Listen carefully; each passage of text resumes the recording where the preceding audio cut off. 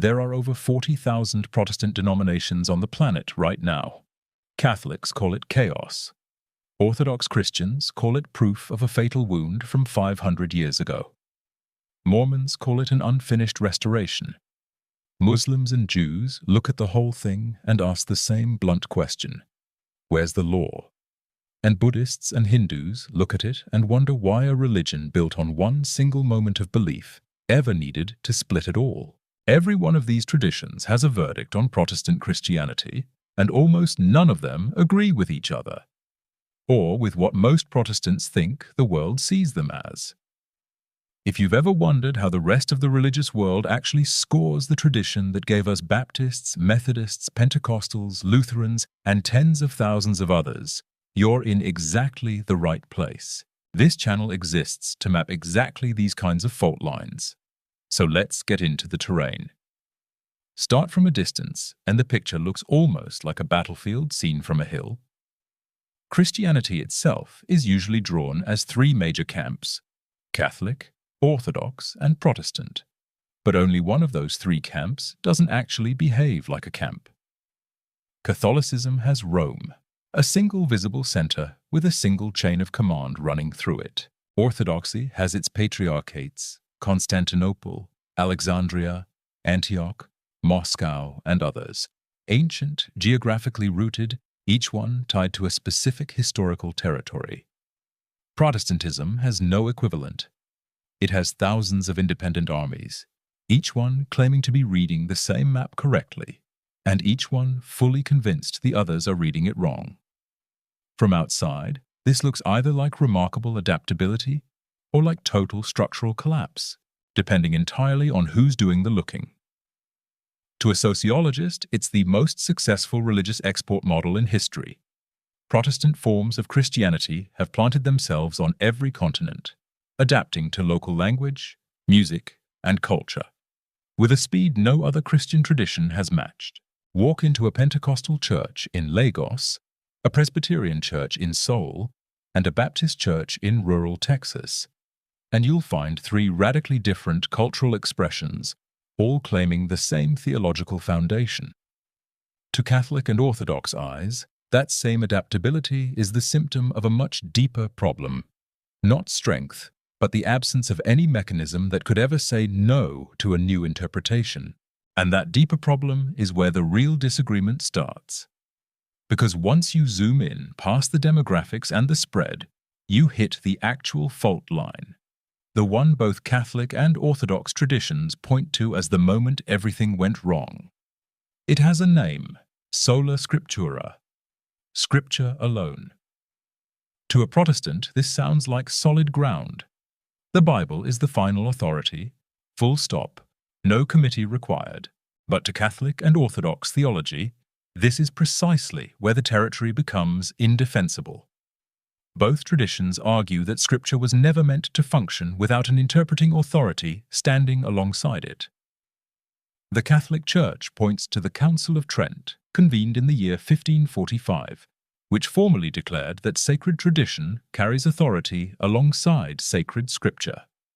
Not underneath it, alongside it, as a twin source of the same revelation. Remove the interpreting body, Catholic theology argues, and you don't get one Bible read correctly. You get 40,000 denominations reading the same pages and arriving at 40,000 different conclusions, each one certain it has found the plain, obvious meaning, disagreeing with each other on baptism, on communion, on predestination, on what happens to a person after death, sometimes even disagreeing on whether disagreement itself is a problem. Orthodox Christianity draws an even older line and frames the issue almost as a question of sequence. From the Eastern Orthodox perspective, Scripture was produced by the Church before it was ever used to judge the Church. The New Testament canon itself was assembled, debated, and confirmed by bishops in council across the 4th and 5th centuries, which means treating the book as something that floats free of the institution that compiled it, is, in Orthodox terms, putting the product before the producer. The book did not fall from the sky already bound and indexed. People with names, meeting in specific cities, in specific years, decided which texts belonged and which didn't. And Orthodox theology holds that the authority to make that decision didn't simply evaporate the moment the decision was made. To both traditions, then, Protestant fragmentation isn't an accident or an unfortunate side effect of an otherwise sound idea. It's the predicted outcome of removing the referee from the field and handing every player their own private rulebook, with no mechanism left to settle a dispute except louder argument. But step outside Christianity entirely, and the criticism doesn't get softer. It gets sharper, from a completely different direction. Walk into the territory occupied by Judaism and Islam, and the central Protestant claim, salvation by faith alone, apart from works, isn't read as a structural flaw. It's read as something closer to a category error, a misunderstanding of what the relationship between a person and God is actually for. In Jewish theological tradition, the relationship between God and humanity is framed substantially around covenant and mitzvot, commandments, obligations, a structured way of living that expresses faithfulness through action across the whole of a person's life. The Hebrew concept of emunah, often translated as faith, doesn't function as a single internal switch that gets flipped once and then guarantees an outcome. It describes a posture of trust that's lived out continuously, inseparable from Halakhah, the framework of religious law and practice that governs how a Jewish life is actually conducted, from diet to prayer to the treatment of others. The idea that belief alone, detached from a life of observance, could be sufficient doesn't map cleanly onto this framework at all. It's not that Judaism considers faith unimportant. It's that faith without a corresponding way of life is, in this view, an incomplete picture of what a relationship with God actually requires, like claiming to love someone while never actually doing anything that love would require. Islam draws a remarkably similar line, even though the two traditions disagree on almost everything else, including the very status of Jesus. The Quran repeatedly pairs belief with action. The phrase appearing again and again in surah after surah is, "Those who believe and do righteous deeds," never simply "those who believe standing alone." In Surah Al-Asr, chapter 103, an entire short chapter builds toward exactly this pairing. By time, humankind is in loss, except for those who believe, do righteous deeds, and counsel each other with patience and truth. Three elements, bound together as a single package, not three optional add-ons to a core that is faith alone. Elsewhere in Surah Al-Baqarah, chapter 2, the Quran repeatedly links the establishment of prayer, the giving of charity, and belief in the unseen as part of the same description of righteousness. Belief described not as a private internal event, but as something that produces visible, structured action in the world. From this vantage point, faith alone sounds less like a theological position and more like half of an equation. True, perhaps, but radically incomplete, like describing a journey by only naming the destination and never the road that gets you there. Here's where the terrain gets genuinely strange, though. Both Judaism and Islam, traditions usually considered far more legalistic by outside observers, end up making almost the same accusation against Protestant Christianity that Catholic and Orthodox Christians make, just aimed at a slightly different target. Catholics and Orthodox say Protestantism removed the authority that interprets Scripture. Jews and Muslims say Protestantism removed the framework of obligation that Scripture was supposed to produce in the first place. Two completely different traditions, with almost nothing else in common theologically, arriving at structurally similar critiques from opposite ends of the map. And then there's a tradition that agrees with almost none of the positions above, and yet, in its own way, agrees with all of them at once. Mormonism, officially the Church of Jesus Christ of Latter-day Saints, occupies a strange position on this entire battlefield, because it doesn't side with Rome, and it doesn't side with the Reformers either. From the Latter-day Saint perspective, the Catholic and Orthodox claim to unbroken apostolic authority is itself the original error. Latter-day Saint theology teaches that a great apostasy occurred after the deaths of the original apostles, a period in which the authority that Catholic and Orthodox churches claim to have preserved was actually lost, centuries before the Reformation ever became necessary.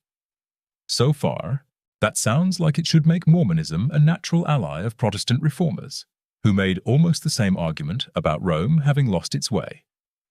But here's the turn. Latter-day Saint theology views the Protestant Reformation as a step in the right direction that simply didn't go far enough. According to the account central to the Latter-day Saint movement, in the year 1820, a young man named Joseph Smith experienced what is referred to as the first vision, an event that in this tradition marks the beginning of a restoration rather than another reform. Reformers like Luther and Calvin, in this framing, correctly identified that something had gone deeply wrong with institutional Christianity. But rather than restoring the lost authority itself, they merely reorganized what remained of an already broken structure, debating doctrine without anyone present who held the authority to settle the debate definitively.